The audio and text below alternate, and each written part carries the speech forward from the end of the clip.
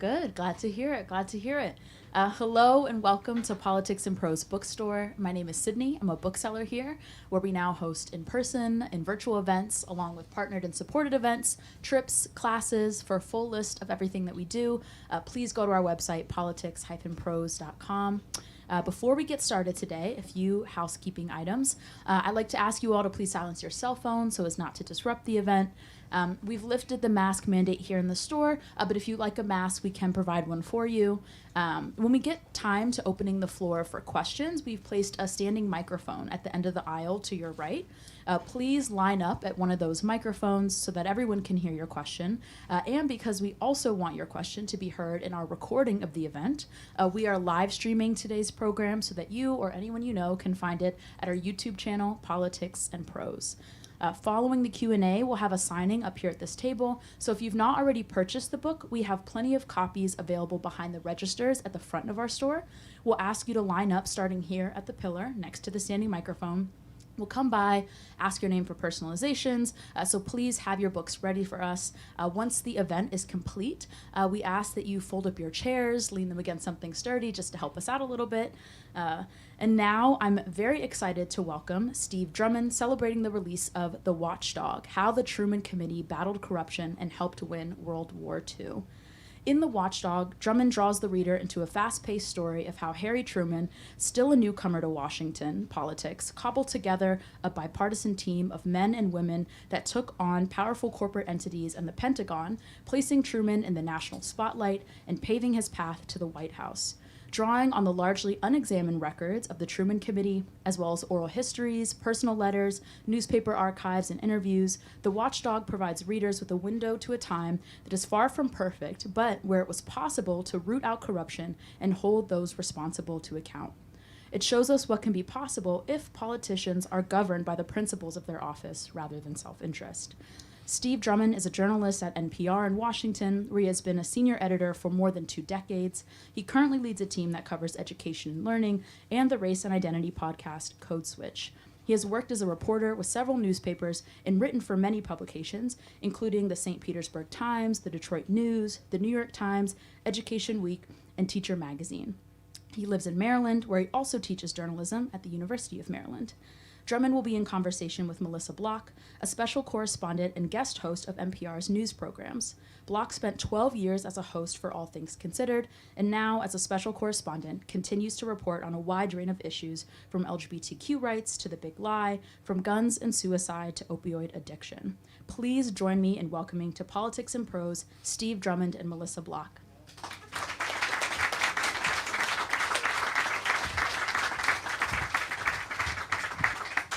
Hello. Thank you for coming. Hey, everybody.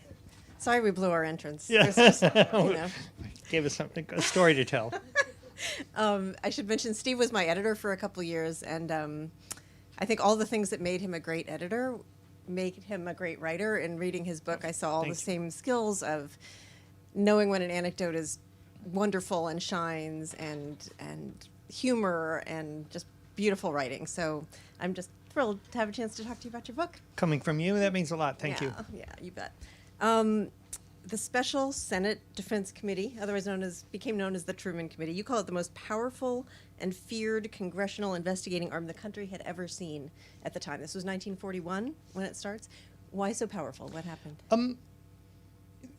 It's one of the weird things about reporting the story and researching the story is there were lots of investigations going on at the time, dozens of them in the House, in the Senate. Only one was front page news around the country. Only one vaulted its chairman into the White House. Only one struck fear into the hearts of military leaders, corporate presidents, and it's all part of the kind of the inspiration of the Truman story. He's a lot of fun to write about, but also it's watching him learn on the job was part of the fun of writing the story. And let's explain. The committee was looking into, it's 1941. The committee lasts for 3 years. Yep, right? several years after, but Truman's time, Truman 3 was years. in it for 3 years. And they're investigating waste, fraud, corruption. It's a time when the country's in the middle of a huge pre-war. The U.S. wasn't in the war yet, but they were gearing up for war, pre-war expansion of converting the economy, right? Yeah. What gets Harry Truman on this path of rooting out corruption? Yep, and again, it's a classic Truman story. It's the winter of 1940, early 1941. Truman had just won a squeaker of election to a second term in the Senate. For 6 years, he had sat in the Senate and done virtually nothing of note. Most people outside Missouri and a lot of people in Missouri didn't even know who he was. And he narrowly won this re-election campaign. That winter, he started getting letters from some of his constituents in Missouri about an army camp, which was later become Fort Leonard Wood, that was being built in the Missouri Ozarks. Something wrong is going on out here. Several of these letter writers are saying people are sitting around doing nothing, money's getting wasted, what's going on here? If I could set this stage a little bit. Yeah. The war began in September 1939 when Germany invaded Poland. At that time, the U.S. Army ranked in size 17th in the world behind Romania. Franklin Roosevelt and others in the leadership of the United States realized that sooner or later the U.S. was going to have to fight in this war, and once again, as it is throughout its history, completely embarrassingly unprepared for war. Airplanes, tanks, the Navy many of its ships and vessels were obsolete. Airplanes way behind those being flown by German and Japanese pilots across the world. There was a giant recognition that millions of people would need to be brought into the military, trained, clothed, armed, and shipped overseas. The United States was prepared for none of this. So in 1940, under Franklin Roosevelt, the nation had begun a giant defense spending program. Deals were being cut. There wasn't the normal time for a competitive bidding process and getting the lowest bid on a contract, handshake deals over the phone to build $200 million worth of tanks in Detroit would happen overnight. All of these things, a lot of these things had to happen. But also, a lot of deals were being cut very quickly. Truman starts getting these letters from his constituents about this army camp. In typical Truman fashion, rather than sending a staffer out or a congressional delegation to take a look, Truman weirdly gets in his car up the street here at 4701 Connecticut, and he drives to Missouri. And he shows up at this army camp. Wait, what kind of car was it? It was a Chrysler coupe. Thank you. He said, I got in the old Chrysler and took off. He drove to Missouri, a very well-dressed guy in a double-breasted suit, wandering around asking questions, not even making a big deal about being a senator. And what he saw is exactly what those letter writers had told him. He saw men sitting around playing cards. He saw stacks of lumber and materials sitting out in the rain and snow going to waste, completely ruined. He kept going from there, several other states, probably about 10,000 miles on this trip. And he saw the same thing at construction site after construction site. He came back to Washington hopping mad, as one writer put it, and talking with his friends. He actually went to see Roosevelt in the White House. What should we do about this? And the idea emerged. There are 10 different versions of whose idea it was. But the idea emerged to create an investigative committee and take a look at how the government money in the defense program was being spent. So that's kind of the origin of it. And he gets a grand total of $15,000 to start this committee. And yeah. there's a reason for that. Nobody in the administration, least of all Franklin Roosevelt, was very crazy about a senator of his own party poking his nose critically into the administration's business, the way it was handling the war effort. However, it soon became clear that if a Democrat didn't do it, then plenty of Republicans were sitting around waiting to do this, and that it would be way worse. So Truman was seen as a harmless steam valve. And so he had asked for $25,000. They cut that not quite in half to $15,000. Barely enough at that time, in the money of those times, to hire a decent lawyer. That was the appropriation that he got. Truman took that tiny appropriation, and as you began your question, turned it into this incredibly powerful investigating committee. And it's funny because the way you described the staffers who end up joining this committee, it was sort of the good old boys network, right? It was like, hey, you just graduated from law school, come join my committee. Yeah. One young lawyer, Truman went to his Masonic Lodge convention in St. Louis that fall, and he ran into one of his, a Missouri political guy who had his son there with him. And right there on the street, he asked a young man, Wilbur Sparks, what are you doing? Well, I just graduated from law school. I'm probably going to get drafted in the Army. Well, what happens between now and then? I don't know. I'm probably going to go work for my dad in his law firm in this small town in Missouri, the name of which I cannot recall right now. Truman says, well, I have another idea. How'd you like to come to Washington? I'm starting up this committee. why don't you come work for me? And sure enough, Wilbur Sparks get a letter in the mail 2 weeks later. He puts all of his stuff in his car. He drives over. He rents an apartment over on Capitol Hill somewhere. And he's part of the Truman Committee. Many of the young staffers were in their first jobs out of college, men and women both, or law school. And suddenly they find themselves in the middle of this sort of, well, in the middle of this global war and right at the center of kind of rooting out corruption, going undercover in defense plants. It was quite a story. This is how I got on the story in the first place. I ran across some of these oral histories that later in life, these people were interviewed by the Truman Library. I ran across some of these online at the Truman Library. I was kind of like, wow, there's kind of a story here. And I've read many biographies, including David McCullough's excellent biography of Truman. The Truman Committee, this crucial 3 years of Truman life, gets less than a chapter in most biographies. And so as a reporter, you're reading these accounts and saying, wow, I think there's a story here. Yeah, and there is. So some of the stuff that they're investigating, it's interesting, the range of things, right? Because you mentioned there's an investigation of Beau Brummel Ties Incorporated, which had to do with a company in Cincinnati, Ohio, somebody writes in very irate that this company had gotten the contract for the official necktie of the U.S. Army Air Force. But it's not just that. It goes all the way up to who's going to build what's it called, the tank lighters, yep. The thing that gets the tank off the ship and onto land, yep. right? Or who's going to design the ships that can intercept German submarines. Right. So it's this whole range of stuff that they're looking into. And possibly to the good and possibly a flaw of the committee. Truman had said early on the radio, right after starting the committee, hey, we need your help, America. If you see something going on down at the factory or at the shipyard, write in and tell us about it. And Americans did by the thousands. By the end of the war, there are tens of thousands of these letters in the archives, down in the National Archives in the Mall. I've seen a lot of them. Many of them are what were called crackpots at the time, or cranks. A lot of them are people with an invention. Some of them are just saying thank you. There's several of them quoted in the book, but people started writing in. But I'll use the example of the tank lighters. We've all seen the movies about D-Days. The guys get off the ship, they get in this landing boat thing, it's usually Tom Hanks or somebody, and they're going ashore.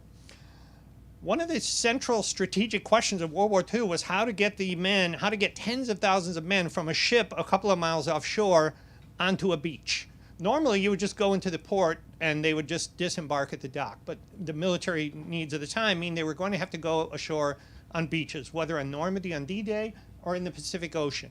The vehicles to do that did not exist. So there was this giant pressure to build these landing boats, they were called. The Navy had come up with a design of its own, and then a larger one was needed to bring tanks ashore, a 30-ton tank. The Navy had come up with its own design, which was widely acknowledged outside the Navy as being dangerous. It would founder in heavy seas. It was underpowered. Many people would have gotten killed had the Navy adopted this thing. There was a New Orleans businessman, Andrew Jackson Higgins was his name, who had designed a much better boat. The Navy blew him off time and time again. He called up Truman and said, help me out here.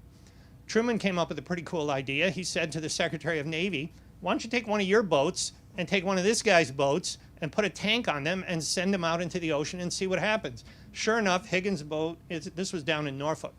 Higgins' boat delivered its tank to the beach and came back and circled around the other boat, which was struggling in the choppy waters, that the Navy designed. And for some reason, the Navy bureaucracy just clung to its own design. So these were the kind of things that the Truman Committee was able to, classically cut through the red tape and, get things accomplished.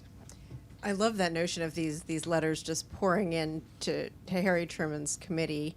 It's like they're crowdsourcing ideas, right? Yeah, they're like, hey, totally. what you got? And so people are writing in, and you have some of them. I think you brought a couple of people writing in with you call them backyard tinkerers, I think. Yep. It's like, hey, you need a plane? I've got an idea for a plane. Why don't you read a couple of what came in? I'll set the stage for this a little bit. In mid-1942, the Truman Committee put out a report about the number of ships being sunk by German submarines in the Atlantic Ocean. Everybody knew this was happening.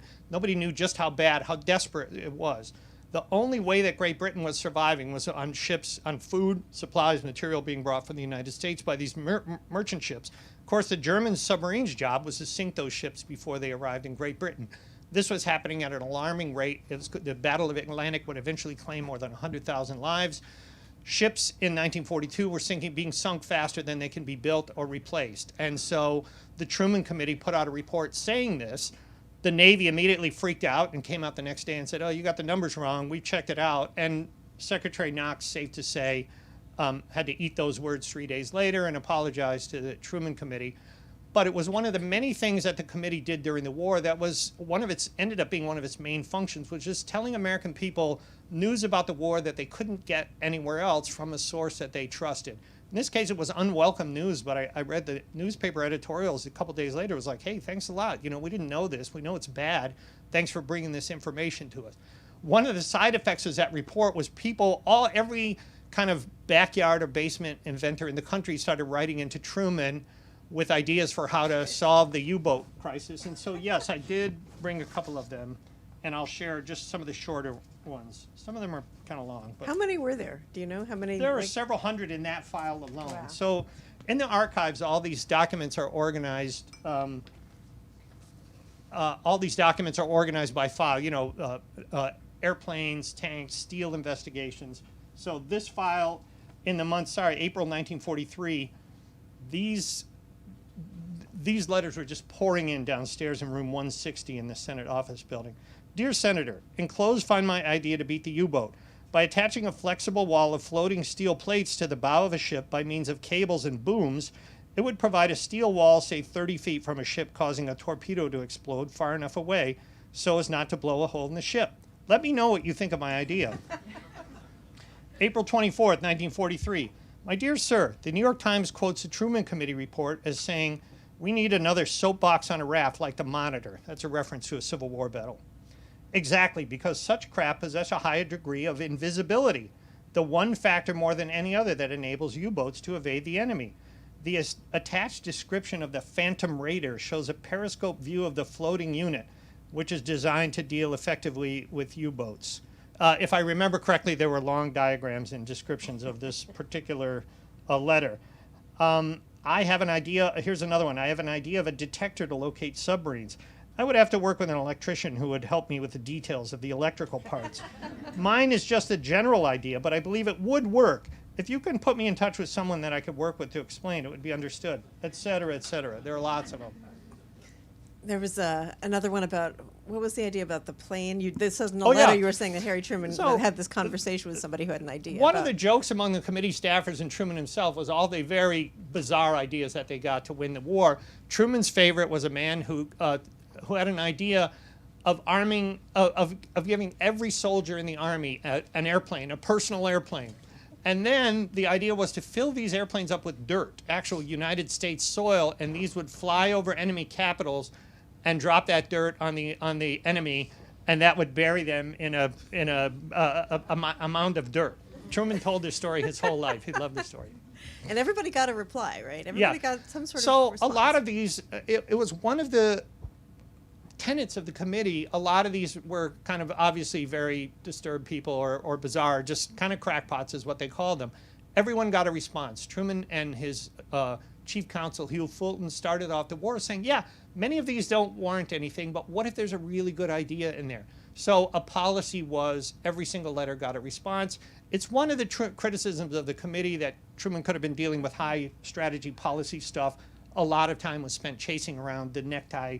I have 5 or 6 pages in the book about this bizarre necktie story, which you can read. I'll tell you some other time about it. The committee issues reports. How many total? Under Truman, and while Truman was chairman, 32 reports. 32 reports. Thousands of pages of from everything: steel shortages, steel, how to reconvert the economy back to a peacetime economy. Pretty much all over the map. And they get a ton of attention, right? Yes. These are front page news. Is there a calculation of overall how much money they think the committee saved through rooting out corruption and abuse and waste? Truman himself, late in life, his stories, I was just saying to Melissa earlier, his stories got better as he got older, and they got simpler, and he often became more the hero of his story. Truman, throughout his life, loved to say that the committee had saved $15 billion and thousands of lives on the battlefield, too, which I can talk about, too. $15 billion, how could you possibly count that up? Having said that, it's as good a number or bad as probably any else. Certainly it is in the billions. Just the very first report on Army camps, the Army general in charge of the Quartermaster Corps estimated that the Army had wasted $100 million on building Army camps, which at that time is a lot of money. That's billions of dollars today. Okay, they had wasted that money. Did that mean the Truman Committee saved that money? Well, there were other more measurable efforts later on. A lot of these deals, like I said, the deal to build tanks made over the phone for $200 million. No one knew how much a tank mass-produced in a brand new factory cost to build. So Truman's idea was renegotiating these contracts after the war. During the war. Once it became clear some of these companies were making gigantic profits, huge profits, the government would go back and say, okay, we want some of that money back. And there was a bill passed in Congress to renegotiate these contracts. Again, certainly savings of billions of dollars. Was all of that on Truman? Hard to say. There were other committees. Franklin Roosevelt himself had advocated this.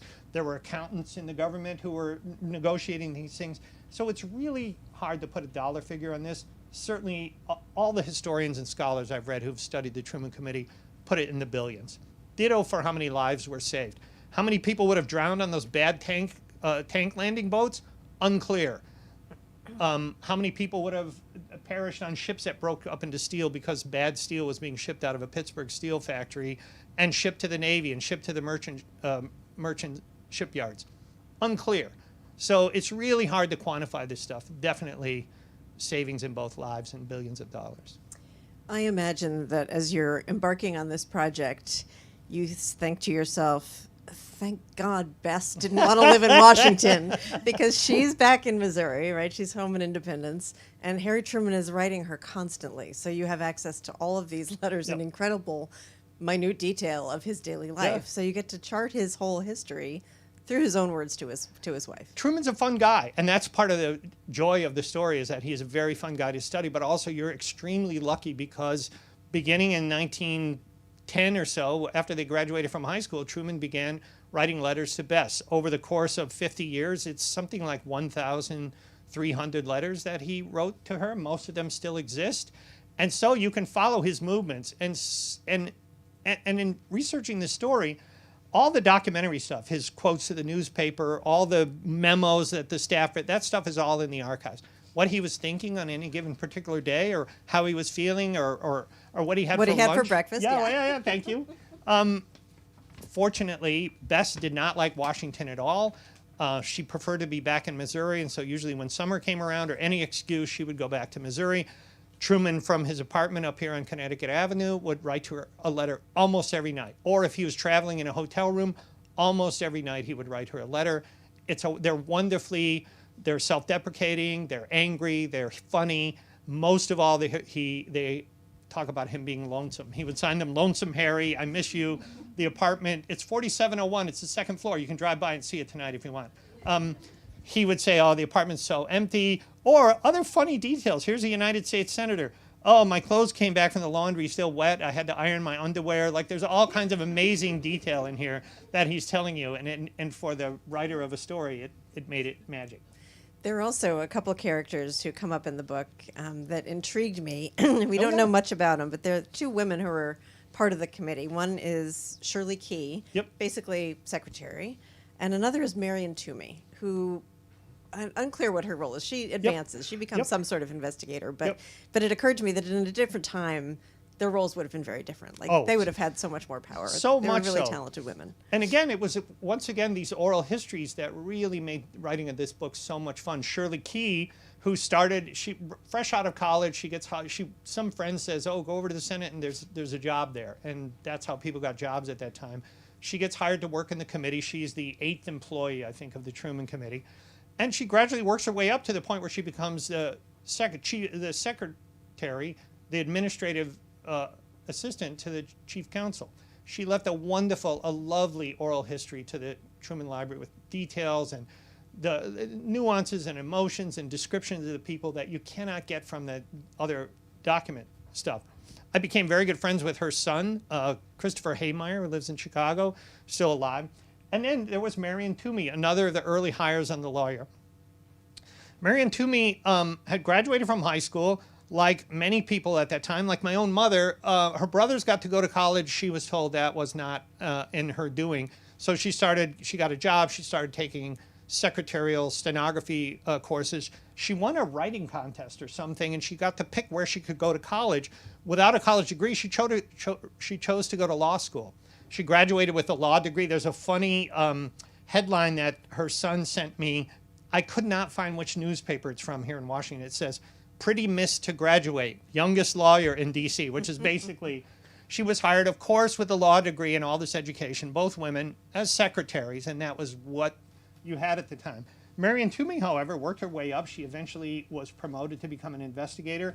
She was pretty much the main person in Hugh Fulton's office who reviewed the reports, who did follow-up investigations. So they both managed to carve, both of these women, despite the limits of the times, managed to carve out really important work. Both of them felt this was by far the most important work they had ever done. Both missed it immensely afterwards. Marion Toomey weirdly she went down to Lynchburg. She actually raised 4 children, 3 of whom I got to know pretty well. And at a certain point when the kids were graduating, as her son put it, she got tired of making lunches every morning. She began working at the Virginia Legal Aid Society, providing legal help to women down there. She did that for 8 years until there was a budget cut, and they were going to have to cut one of the lawyers who was working on this staff. She had seniority. Her job was safe. She said, "Nah, I'll leave." And a younger lawyer who was a single mom got to stay. Having said that, she came to work the next day and every day after that for the next 12 years. And well into her 70s, she worked for free as a pro bono lawyer for this society. Marion Toomey lived till 2016. She died at age 100. At that time, I was sort of working on the book by then. I'm really, really bummed out when I met her children and they told me this, that I missed her by that much. The chance to talk to her, it would have been nice. Wow. All the people, she was the last of the people I found so far, the last member of the Truman Committee who was still alive. All the people I wrote about were dead by the time I wrote the story. Wow. Let's talk about sort of the impact of the committee on Truman's career, because your point is that his work on this committee was what vaulted him Yes. to the vice presidency and then, Yep. obviously to the presidency. What's that trajectory? Why was it so critical, Yep. do you think? As I said, he was a completely unknown and largely derided senator in 1941. 3 years later, he is vice president of the United States. That's a very strong arc. It gave a simple map for me writing the book. It's fun to watch him learning on the job. You see him building consensus. You see him forming his committee. You see him learning very early on, very deferential to the higher ups in the military or the defense companies that were coming before him. 3 years later, he's very comfortable calling them on the carpet and being very critical. So you're kind of watching him grow in the job. As I said earlier, there were dozens of these investigations going on. Only one became front page news around the country, and a lot of that is because Truman kind of invented a new model for doing these congressional investigations. It seems obvious, but at the time, generally what happened was, and still kind of today a little bit, you give the chief counsel job to a congressman who just lost re-election and needs a job, or somebody who's, it's a political chit that you can give to somebody. Truman called the attorney general. He said, "I want your best prosecutor." The attorney general sent him a 36-year-old graduate of the University of Michigan, go Blue, who took the job very seriously. And then there were a few things they did that were new to congressional investigations. Witnesses called before the committee were notified well in advance. They were given time to prepare a statement, and they were allowed to read an opening statement before the questioning began. As the committee drafted its reports, they would send it back to the Ford Motor Company or to Andrew Higgins in New Orleans, and they would get to offer changes or suggestions, especially factual changes. So there was this incredible push to get the facts straight. Truman worked very hard with the other senators, fueled by bourbon and other drinks in his Senate office. They would meet. They would go over the drafts of the reports, and Truman would spend weeks getting a unanimous report, building consensus, even the Republicans on the committee trying to include their views and get them on board.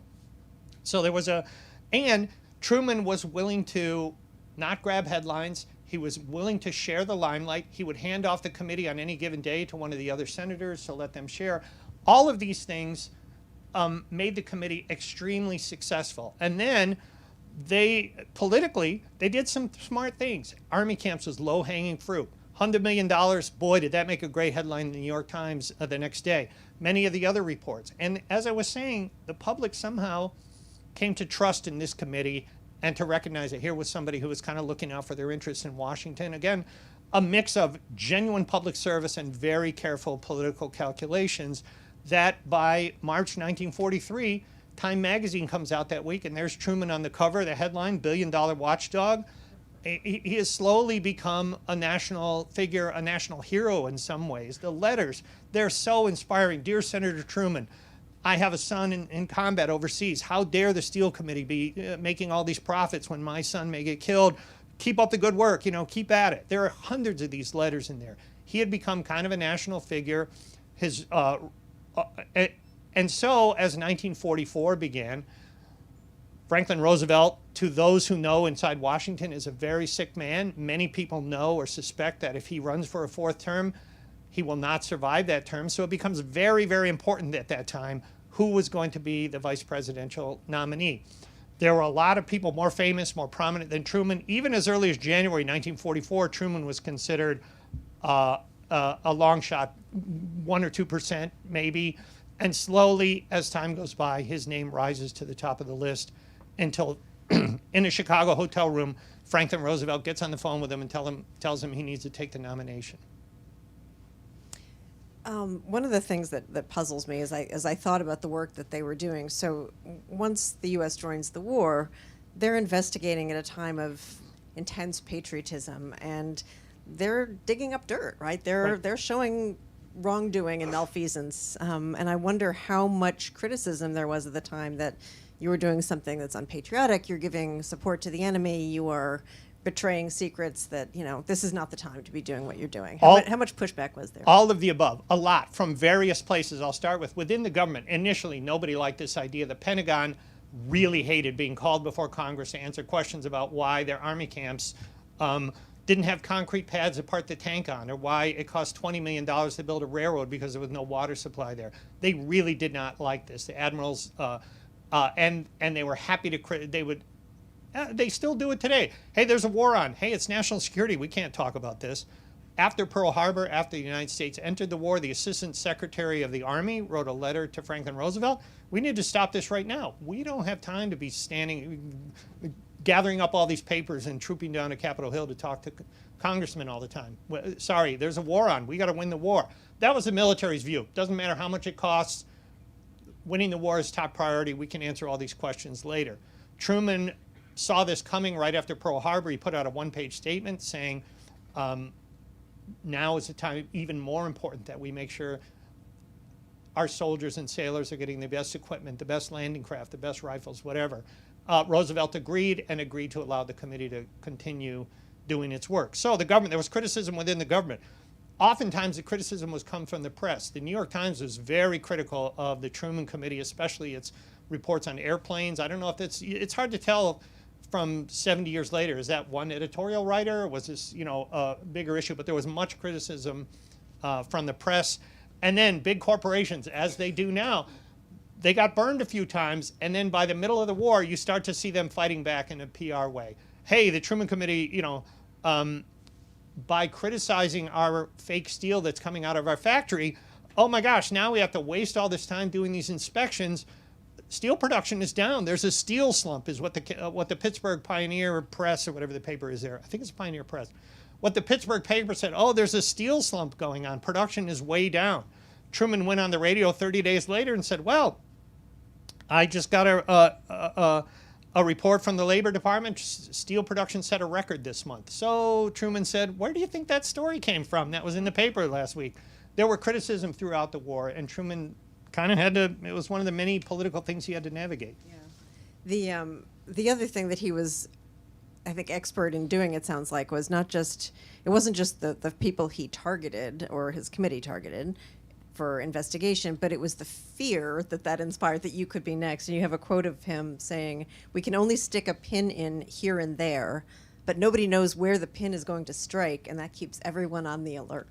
Again, it's hard to gauge all this stuff that didn't happen or that you can't see in the documentary record, but Business Week did a long profile of the Truman Committee.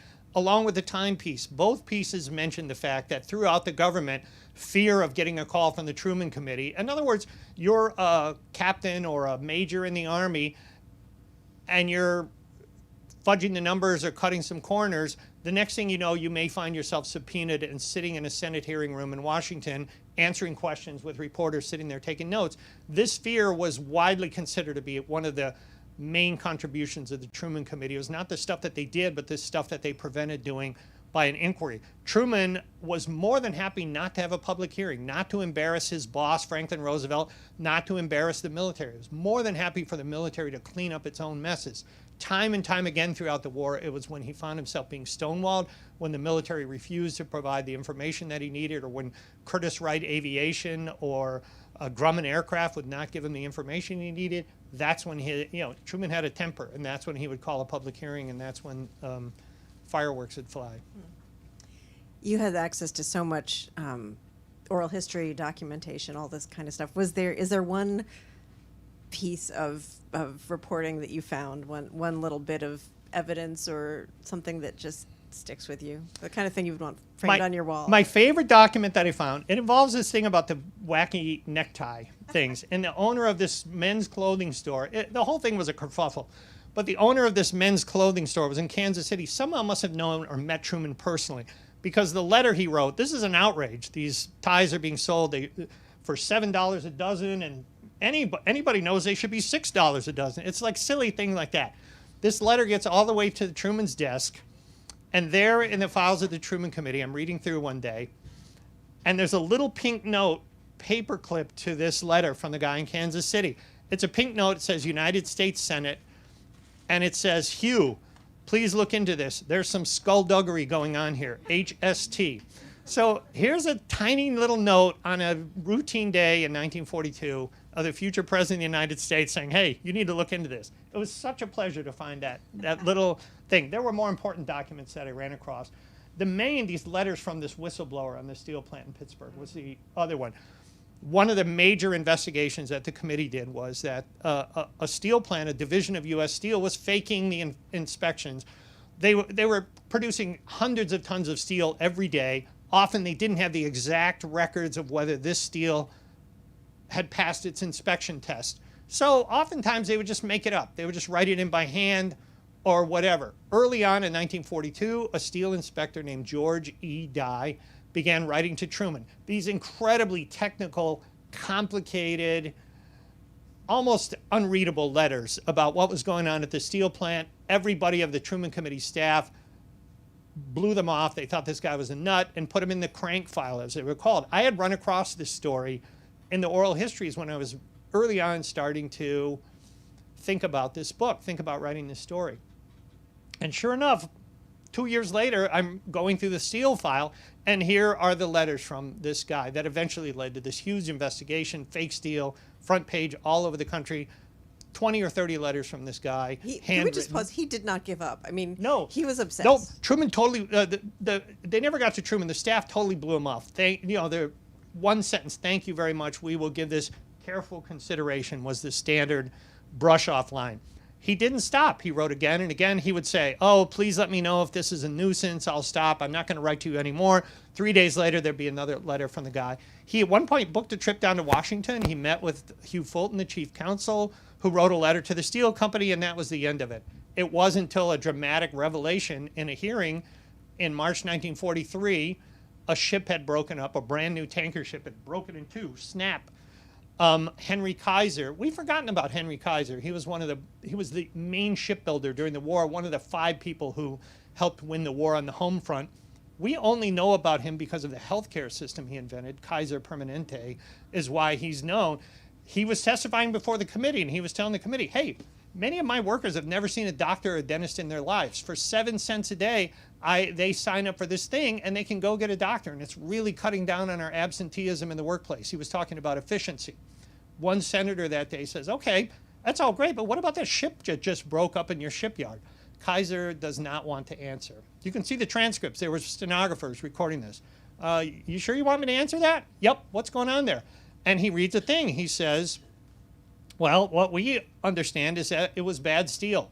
we got bad steel from this Carnegie, Illinois Steel Corporation in Pittsburgh. Everybody's sitting there. All the young staffers in the back are like, oh my gosh, we have 40 letters from a guy at this factory telling us that bad steel is coming out of this factory every day. Truman sends 3 investigators up there. They go undercover in the plant. Hey, can we get a tour? Sure, this is great. Hey, how do you inspect this steel? How do you do all that? They get into the room. George Dye, I've seen it, has drawn them a little map with like an X on where the inspection book is kept. It's in your book. It's in the book. Yeah, the map's in the book. And they're like, oh, well, yeah, we sort of inspect. Do you have any records of inspection? Not really. Oh, what about like a book or anything? Well, we could pull all that together, but it would take a long time. It's so complicated, you wouldn't want to read it. Meanwhile, the investigators know that the book they're talking about is 10 feet away. Anyway, it turns into a big kerfuffle, front page news, public hearings. U.S. Steel has to eat a lot of crow and say, yeah, oh, gee. Typically, and again, this is kind of the PR model that lives on today. Oh, it was just a few bag eggs. Nobody up high in the company knew anything about it. They fired a few people. And then a week later starts the steel slump stories. Oh, well, the Truman Committee, all these investigations are really hurting the war effort, really damping down production. We gotta stop this. Anyway, it was a lot of fun reading it. But to see those actual letters in the files was very cool. Did he ever write and say, like, thanks for finally taking me seriously? No. He wrote it. There's a long letter. He finally left U.S. Steel in 1945. He didn't get fired, believe it or not. They put him in charge of inspections, but 2 years later, things were right back where they were. He wrote another incomprehensible letter to Rudolph Halley, who was then chief counsel. And he wrote another letter to the president of U.S. Steel saying he was quitting. And that's pretty much it. He wrote that letter. I can find no record of George Dye after this time. He had a son whose documentation I couldn't find. I found that George Dye left U.S. Steel. He moved to the Washington State area. He got a job as a steel inspector. He died in, I don't know, the 70s sometime, and I found a record of his death. But no paperwork, no descendant. Nobody could call up and say, hey, your grandfather did a cool thing. Like, it was very strange. He had this little tiny moment on the national stage, and then poof, off he went, disappeared. It was kind of cool. I want to leave some time for questions. Oh, I could yeah. talk to you all day, but there's a microphone here, or if anybody doesn't want to get up, they can shout. They're recording, so they need the mic. Okay, Oh, I can right. repeat a question too, Yep. if need be. So, any questions from the audience? So the letters that were written in by the people, did you find anybody interesting that you'd actually heard of that wrote one? I mean, what's like Donald Trump's father or something, one of the letter writers? I'll tell you a couple that were strange. There's one by the head of the Carhartt Corporation in Detroit. You know, they make those work clothing. Anyway, they had some beef about some contract over uniforms. And I was like, oh, I know that company. There's another long, funny letter by somebody named Dinty Moore, who ran a museum, some kind of glass and antique museum in New York City. And his idea was that all around railroad yards around the country was a lot of abandoned like rails and steel, and they should go around and pick it up and use it, recycle it. I was desperate to know whether this was the Dinty Moore whose stew I ate for $1.97 as a college student all the time.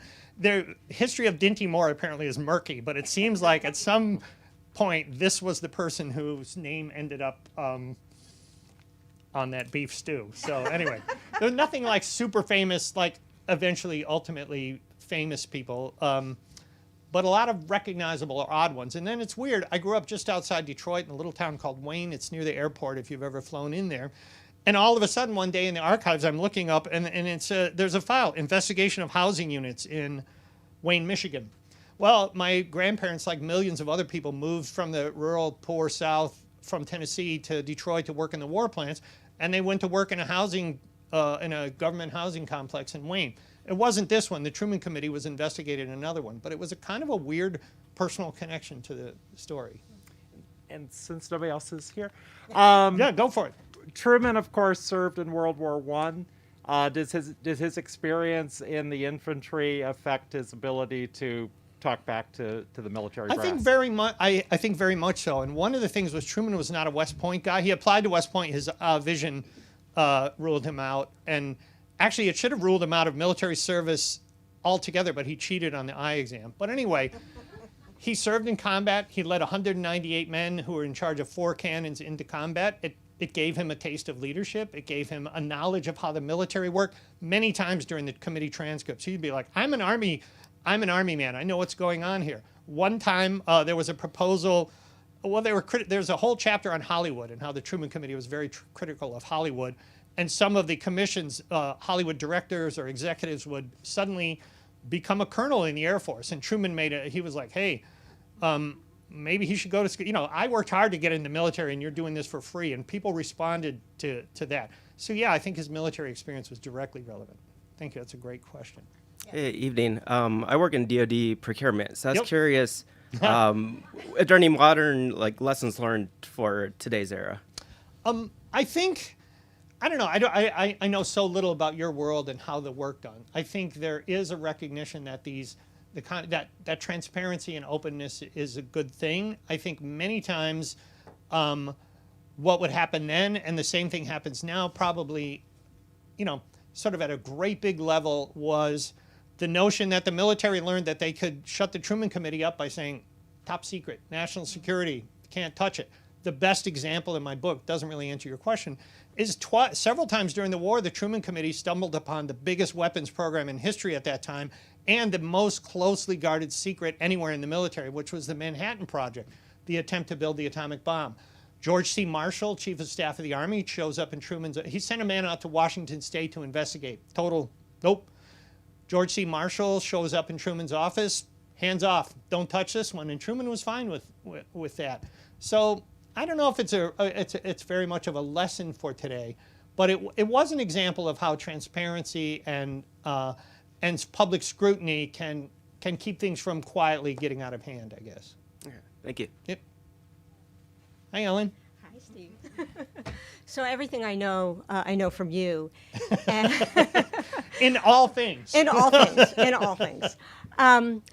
But as I recall, one of the things that you described to me, which seemed remarkable at the time, and really, I think at this period of time is hard to imagine, was how he built a bipartisan commission and how he managed even to get both sides to work together. And I was wondering if you could talk a little bit about that, because we need a little hope. Big time. It was a great pleasure over the last 5 years to be spending a lot of time in 1943 instead of 2023, and to watch Truman do this. I'll give you a great example. I'll back into this. When he became president, one of the senators, Republican senators on the committee, I think it was Burton, but I may be wrong, Truman has a vacancy on the Supreme Court. In a spirit of bipartisanship, he names a Republican to the seat. And then here's the best part. The Senate approves it unanimously the next day. It's great. It's very pleasurable to read this stuff. But yeah, Truman set out from the beginning to not just have Republicans on the committee, but he cherry-picked ones he knew he could work with. There was inevitably politicization of all this, but generally they agreed to work together. And they would sit around with each draft of the report, and if somebody had a problem with the draft of the report, they would talk it through. And Truman would kick it back to the staff, it would get rewritten, it would come up, and the reports were carefully. And this consensus building, again, served Truman well on the committee, served Truman well as president. You can argue, too, there's a downside to that. Some of the truths that could have been told in these reports might have been deeper and truer. Compromise had to be made. Truman was a guy who, to use a quote from Theodore Roosevelt, I prefer the man who takes the next step than the one who dreams of the 100th step. And Truman kind of had adopted that approach of trying to, incremental steps rather than, swinging for the fences and failing. I don't know if that answered your question or not. All 32 reports issued while Truman was chairman were unanimous and bipartisan. Again, the contrast between today is just shocking. Thank you. One little corollary before this next question. I mean, you talk in the book about something that he did not take on with the committee, which is people were asking him, civil rights groups, leaders were asking him to investigate systemic race discrimination within the military. And he said no. Didn't touch it. From the very moment the war broke out, black leaders were saying, hey, nobody can get it. The incredible racism of defense contractors who would publicly and openly say, yeah, we're not hiring you. And in the military at that time. So years later, Truman, I say many times, Truman is at a transitional phase in his view of civil rights at this point. He grew up in deeply racist Missouri at a time when many of the people, the memory of the Civil War was not that far away, where lynchings were talked about openly and proudly in the press. It was not a great time, and he absorbed all that as a young person.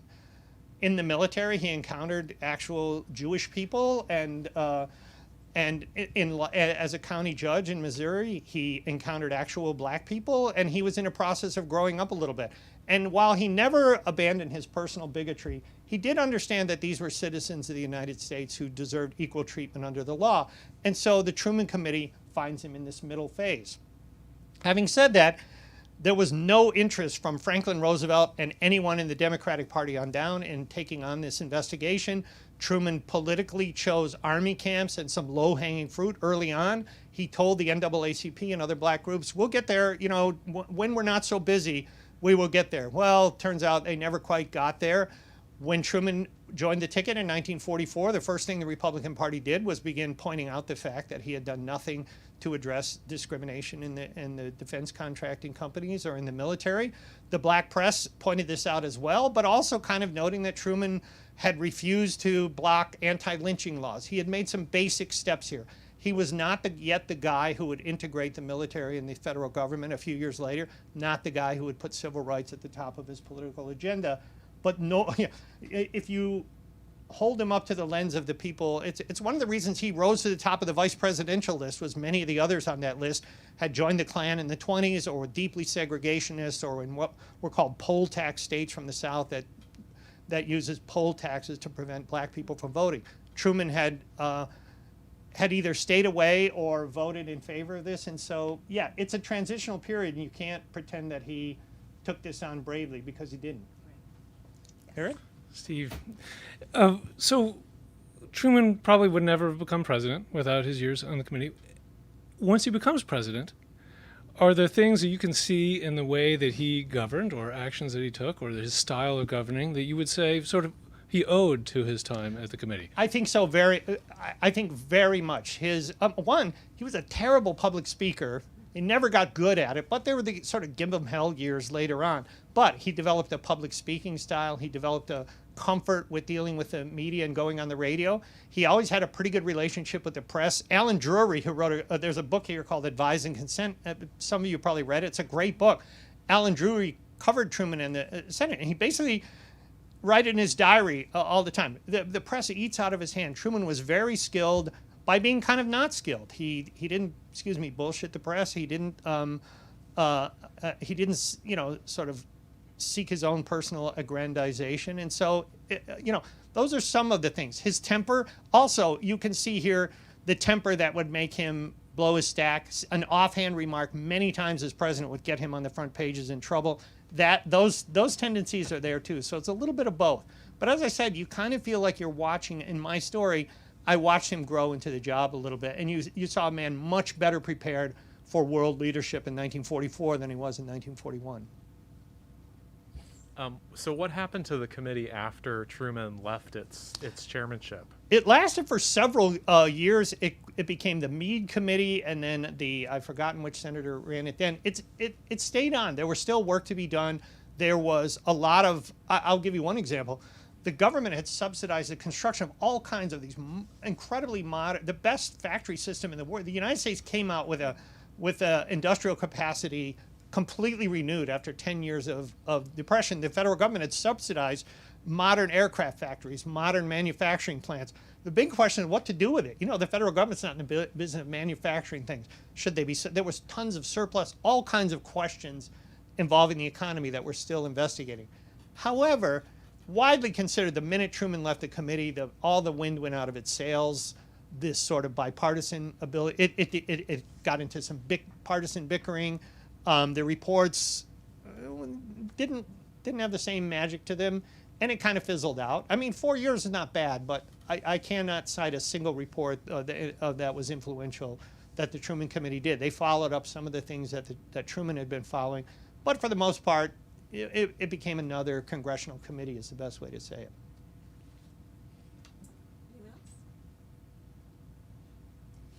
You want to talk just for a second about your process? I mean, when you started digging into this and thinking about just the volumes of material that you might have to go through, and then COVID hits in the middle of your writing. The pandemic. How did you do it? Yeah, It was scary. The pandemic made it really, really scary. About 4 years ago, I said to my boss, Edith, who couldn't come tonight, I think there's something here. I'm going to start poking around in this. And I met an amazing archivist down at the National Archives named Adam Barenbach, who was my guide to these 700 linear feet. They measure files in the archives, if you don't know this, by the foot. In other words, this is a linear foot of files right here. So the Truman Committee in the National Archives on the Mall has 700 feet of files. And at some point, I was going to have to go through most of them. And so I spent a lot of days. And then the cool thing is you can't sit down there and take all the time reading all this stuff. You know, I'm taking a day off work. What I quickly learned is I took my phone and I just photographed. And I would come away from each day in the archives with several hundred photographs, which then I could go back and read and catalog and put a number on them and create a note file and do all that later. So that kind of the thing. The big challenge was the pandemic. They shut the archives down, but even worse, they shut the Truman Library in Missouri down. I hadn't been there yet. This is not a profession for me at this point. This was something I was doing on the side. And so until I actually had a contract to write the book, I had put off going to Missouri and doing the research there.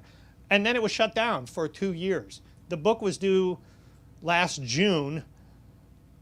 And in April of 2022, the Truman Library was still shut down. The people were very nice and friendly, but saying, sorry, you can't do. And finally, in late April, they opened the library up. I booked a flight immediately, and I went out there, and I spent a very pleasant week in Independence, Missouri, going through the documents there. Mostly by this time, making sure, fortunately, they put all these letters from Harry to Bess are online. They put them all you can read them online. But the actual documents I need to read to make sure there wasn't some giant thing in there that would totally blow the whole story up that I hadn't seen. So I spent a nice week out there, and then all this time writing bits and pieces here and there and sort of piecing them together into the whole story. I'm not sure that was a great answer to your question. Sir, last call. Hi. You mentioned his taking off in a Chrysler to check out Fort Leonard Wood, which reminded me that post-presidency, he was given a new Chrysler. Can you talk about that a little bit? So, and he and Bess took a tour of the country?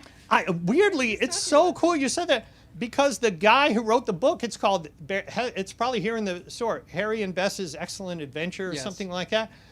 A guy wrote to me the other day who works at NPR. He's like, I wrote that book. Hey, and let's get some coffee. And I came into work 2 days ago and a copy of that book, which I remember. So Truman loved a road trip. He loved long car rides. And some of the funnest letters I write about in the book are him driving across country to Missouri, or in one case to Denver. So after the war, he gets the idea, a former president of the United States gets the idea to get in his car with his wife. Which way is he going? Here to there, or Kansas City? I think it's Kansas City to here. Anyone know? Well, I think he started from here, and he went to like New England. Is that it? Yeah. And then he went west. I can't remember the president of the United States decides to get in a car and drive around the country. Yeah. This is, in many ways, not a good idea. Even in the 50s, it wasn't a great idea. Our colleague, Noah Adams, who used to host All Things Considered, is a good friend of Melissa and mine, claims to have seen Truman on the street in Louisville, Kentucky during this. He pulls up at a stoplight, and he says he saw Truman on this trip. Anyway, it's very funny, and apparently that Chrysler is still in the garage at Truman's house in Independence. You can go see it there. Oh, I'd love to see it. Next time you're there, check it out. My family had a Chrysler dealership in Minnesota. Maybe that's where it came from. I don't think so. Who knows? No, the Chrysler Corporation gave the car to him. Oh, I see. Anyway, I've seen the car. It's lovely. Well, it would have to be. It's a Chrysler. Yeah, of course. You all have been wonderful. Thank you so much. Well, I hope you can tell the enthusiasm that Steve has here is in every page of the book. So thank you, Steve. Oh, Melissa, rookie mistake. Oh, is that you?